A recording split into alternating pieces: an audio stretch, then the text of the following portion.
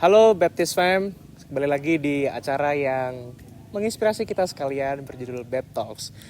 Saat ini kita sedang menikmati udara yang segar di Wisma Retreat Baptist Salatiga di Wisma Soka.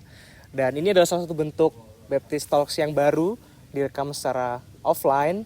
Dan sedang bersama dengan saya ada dua pemuda yang akan berbincang dan berbagi cerita tentang kehidupannya sebagai mahasiswa ya. Oke.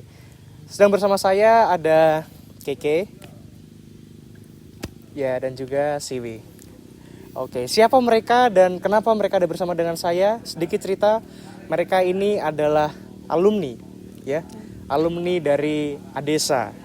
ADESA itu singkatannya apa? Ada yang tahu nggak? Ada yang tahu nggak? Oh ya, alumni tahu ya. Oke. Boleh ceritakan sedikit nggak? ADESA itu apa singkatannya dan boleh cerita sedikit tentang kalian? Siapa dulu? Dia harus ditunjuk kayaknya. Yang paling ujung dulu deh, Keke. ADESA itu ada di Salatiga ya. Jadi ADESA itu singkatan dari Asrama Daniel Esther Salatiga.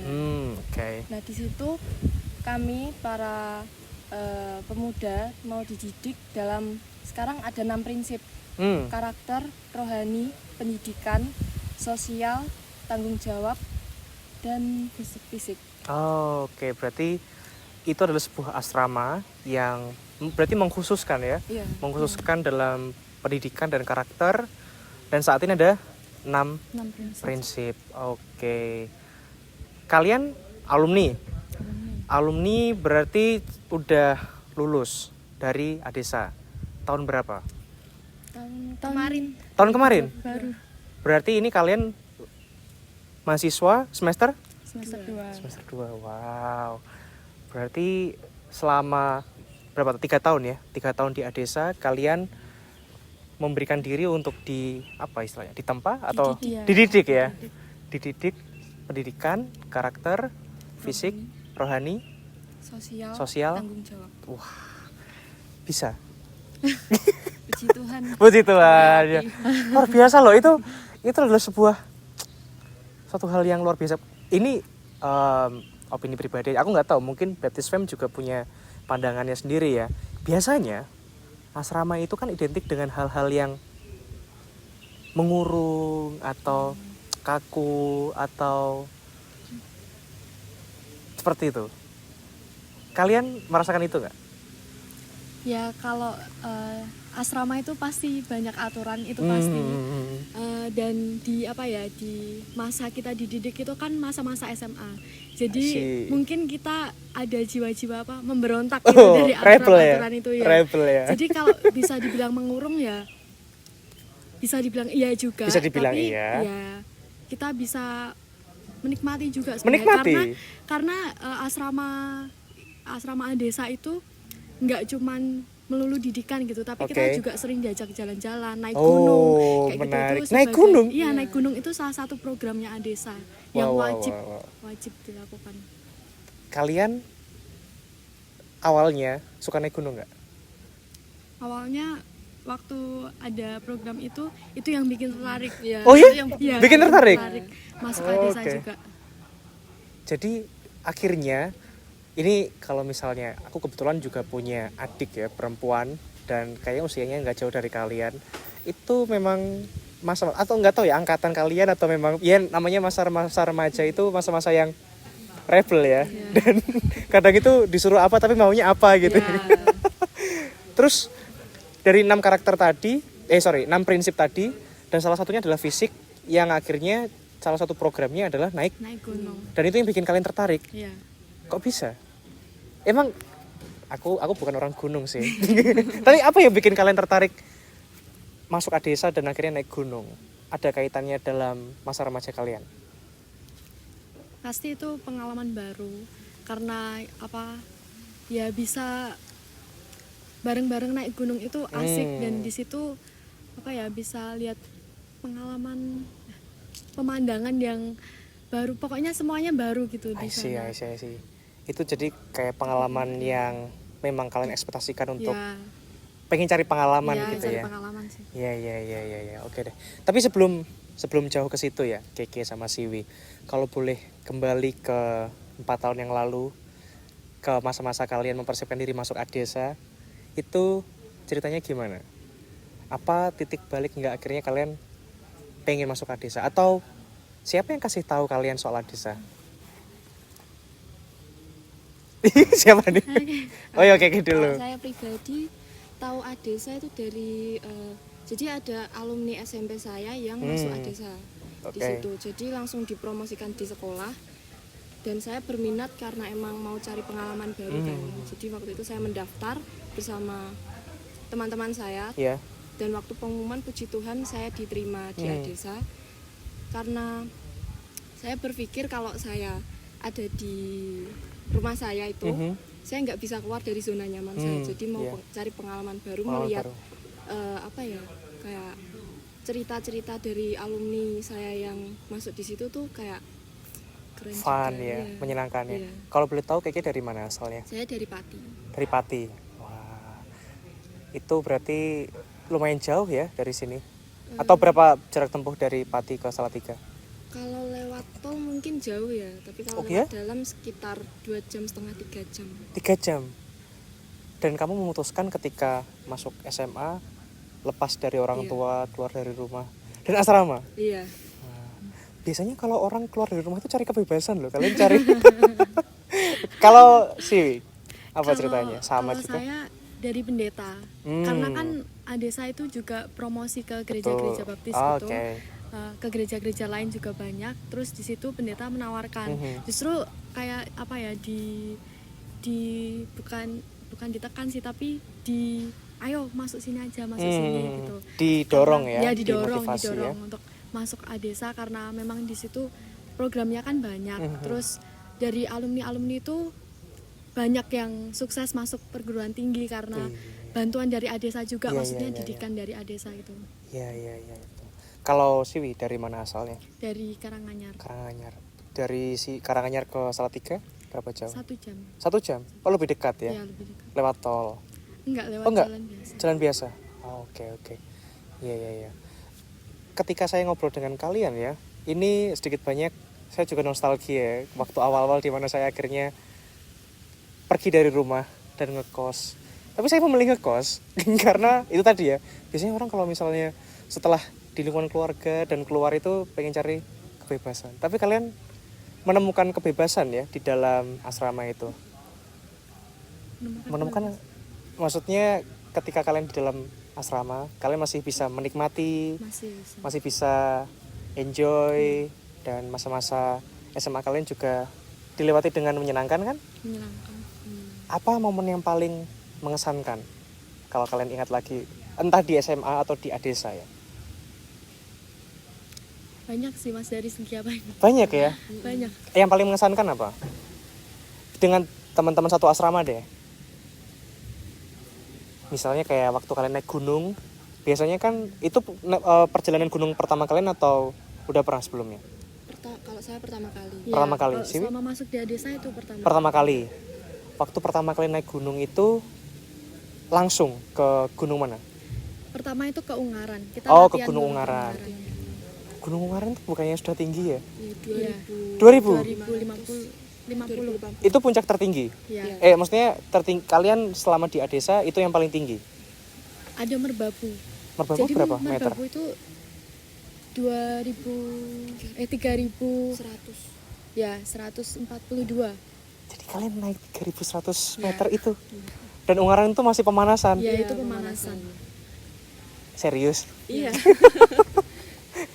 Jadi itu ada cerita yang mengesankan nggak ketika persiapan? Karena setahu saya ya, ketika persiapan mendaki itu kan perlu ada pemanasan atau latihan fisik. Dan biasanya kalau mendaki bersama-sama itu kan soal kerjasama ya, Iya, betul. kekeluargaan ya. Ada cerita yang menarik nggak dari perjalanan kalian Pasti itu? ada. Nah itu mengesankannya di situ karena pertama kali masuk itu memang kalian tahun ini merbabu ya gitu. Terus pemanasannya Ungaran dulu gitu. Nah di situ Tunggu. Tahun ini tuh berarti waktu pertama kan? kali masuk. Jadi kita beberapa bulan di Adesa itu langsung kalian nanti merbabu ya gitu. Itu ospek gitu ya kayaknya. Kalian bulan ini merbabu gitu. Karena setahun sekali itu harus naik merbabu. Itu wajib. Asik juga ya. Iya, Masih bisa buka nggak buat yang seumuran saya? Dan kayak 2 bulan sekali itu kita pemanasan Ungaran, Telomoyo gitu. Untuk persiapannya pasti merbabu itu kan yang harus paling kencang gitu kan. Iya. Jadi setiap pulang sekolah itu biasanya anak-anak asrama disuruh lari di samping lapangan di samping asrama itu ada lapangan. Kita disuruh lari minimal 10 10 putaran. bareng-bareng ya gitu. Terus ya itu sih yang asik persiapan karena setiap siswa itu diberi tanggung jawab. Iya, Jadi iya. kamu si obat, kamu si konsumsi. Iya, betul. Ya kamu yang bawa ini itu gitu. Jadi melatih tanggung jawab Tanggung jawab, sama tugas yang diberikan itu. Dan dari naik gunung itu menurutku paling cara untuk bisa melihat kebersamaan kamu tuh setia kawan nggak sih gitu. Karena kan I see. ada yang lama naiknya, Ada yang ada yang ignorance, cepat, ya. ada yang pengen cepat sampai puncak gitu. Jadi ada yang ninggal atau ada yang Iya. rela nungguin. Nah, itu bisa dilihat di situ. Betul. Katanya ya, kalau mau tahu aslinya temenmu, ajak dia naik gunung. Iya. Bener gak? Betul. Serius? Itu betul. Di tahun awal tuh berarti kalian udah tahu karakter teman kalian masing-masing? Ya, Sedikit banyak. ya sedikit banyak. Jadi itu kalau misalnya gunung itu yang paling depan sendiri itu dia nggak mau mempertimbangkan yang di belakang.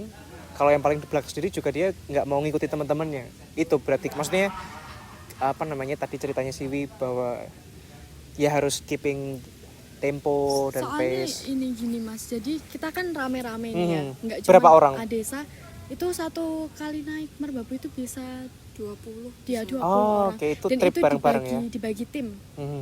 Biasanya A sampai D. Iya. Nah, di dalam satu tim itu kita fokusnya ke tim itu. Kalau kita ngejar tim A nggak mungkin Iya. karena mereka harus siapin tenda dulu Oh, dan lain oke. sebagainya. Memang Iya, harus iya. naik duluan. Iya. Tapi di dalam tim itu yang kita bisa lihat itu temennya Oke. setia kawan nggak gitu. Menarik ya. Itu ternyata menarik loh Baptist Fam. Di sini kalau kalian melihat atau tertarik dengan perjalanan naik gunung bersama anak-anak desa, daftar ya di sini. Boleh. Oke. Jadi kalau mengingat tadi ya yang disampaikan Keke, ada 6 prinsip yang waktu itu yang ditanamkan ke kalian. Salah satunya yang aku tangkap dari perjalanan naik gunung itu ada fisik dan juga tanggung jawab. Dan ada 4 value yang lain, sosial itu juga pasti masuk di situ ya. Lalu karakter, lalu kerohanian, dan yang terakhir apa? Pendidikan. Itu keren sekali sih. Kalau boleh tanya, di antara 6 prinsip itu yang paling membekas atau yang kalian rasa paling berkembang selama bersama dengan Adesa, prinsip yang mana? Kalau saya rohani. Rohani. Iya. Kenapa itu? Karena dulu waktu di gereja asal itu mungkin saya pelayanan cuma ya mungkin tamborin, kolektan gitu kan. Nah, semenjak di Adesa dan kebetulan mitra kami di gereja JHB itu kami dididik buat bisa semuanya. Kayak saya semenjak di asrama itu dilatih menjadi WL, Iya. terus singer, pemain musik, terus mungkin di belakang layar juga. Iya. Dan yang paling membekas itu menjadi guru sekolah minggu. Menarik. Itu berarti waktu SMA kamu udah Waktu jadi guru SMA, sekolah minggu ya? Iya. Mengajar kelas apa? Kalau saya mengajar kelas yang paling kecil, yang anak-anak Indria? Indria. Oke. Nah, berarti memang ada kecintaan untuk melayani juga. Iya. Dan itu semakin bertumbuh ya. Iya. Luar biasa. Berarti nggak hanya fisik sampai naik merbabu, tanggung jawab dan kemampuan bersosialisasi, tapi juga sampai ke spiritualitas Iya. juga ya. Keren loh. Kalau Siwi apa dari ke-6 prinsip itu yang menurut Siwi paling bertumbuh? Sama rohani. Rohani Karena juga? rohani itu kan prinsip pertama yang paling ditekankan. Iya. Gitu. Ya benar sih apa yang diomongin Keke, kalau misalnya kalau saya di gereja memang sudah terlibat WL, singer seperti itu. Iya. Tapi di Adesa bermitra dengan JHB itu yang pertama kali mempercayakan saya untuk menjadi panitia acara gitu, acara Natal tahun 2021. Natal gereja ya? Itu ya apa ya, nggak nyangka aja kok dipercaya event besar gitu bareng jemaat-jemaat lain yang pasti udah senior, maksudnya sudah dewasa, bekerja sama dengan mereka, terus mempersiapkan satu acara Natal itu yang persiapannya nggak cuma 1 bulan itu luar biasa sih itu. Mantap ya. Itu suatu pengalaman yang luar biasa sih. Keren-keren. Aku terberkati ya dengan sharing dan cerita kalian, karena mungkin kalau aku bisa kembali ke SMA aku akan masuk ke Adesa gara-gara cerita kalian loh. Ini semoga ini ceritanya juga menginspirasi setiap dari Baptist Fam yang mungkin punya anak remaja atau yang sedang tahun ini akan masuk SMA. Mungkin masih bisa daftarkah tahun ini? Bisa.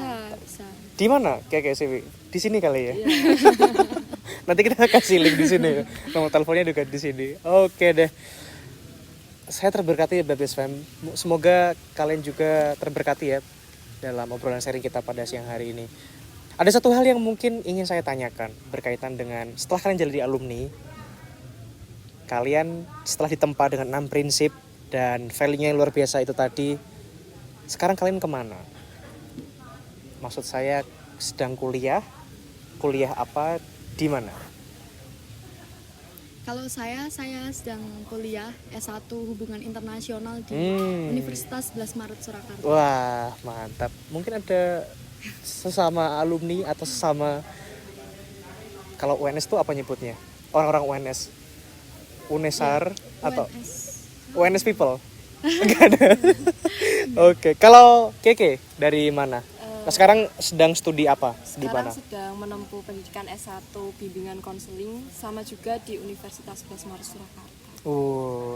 Jadi kita punya calon guru BK dan juga calon diplomat ya. Amin. Luar biasa. Saya bukan guru. Oh, bukan. Nanti mau ngejar ke konselornya. Oh, luar biasa. Maaf ya, aku terlalu mengasumsikan soalnya.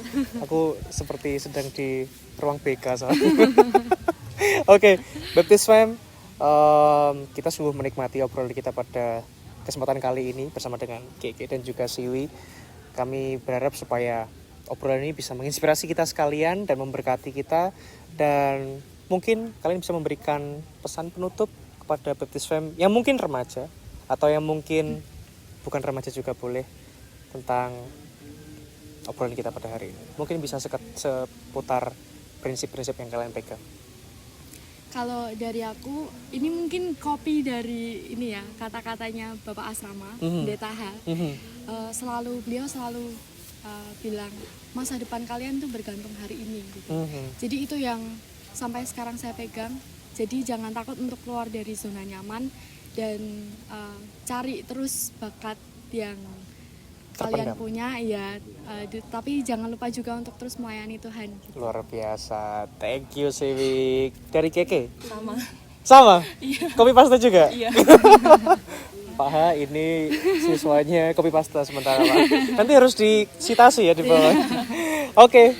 Terima kasih Keke dan Siwi untuk waktunya dan ceritanya yang begitu menginspirasi. Pasti kita semua, saya terberkati dan Baptist Fam semuanya juga terberkati di rumah. Baiklah, terima kasih Baptist Fam udah mengikuti kita sampai sejauh ini. Sampai ketemu di TED Talks selanjutnya. Sampai jumpa.